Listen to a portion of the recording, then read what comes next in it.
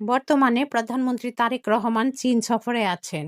আর এই সফরের সবচেয়ে বড় চমক ছিল বিমান বাহিনীর আধুনিকায়ন। আকাশ সীমা সুরক্ষায় চীন থেকে 24টি অত্যাধুনিক J-10CE মাল্টিরোল যুদ্ধবিমান কেনার আলোচনা এখন চূড়ান্ত পর্যায়ে রয়েছে। প্রতিটি বিমানের বাজার মূল্য প্রায় $4 কোটি নির্ধারণ করা হয়েছে।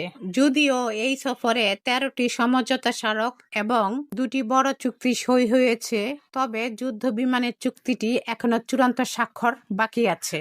চলতি বছরের আগস্ট মাসেই এই মেগা চুক্তিটি সম্পন্ন হওয়ার সম্ভাবনা রয়েছে। J-10CE ফাইটার জেট যুক্ত হলে দক্ষিণ এশিয়ার আকাশ প্রতিরক্ষায় এক নতুন যুগের সূচনা করবে বাংলাদেশ।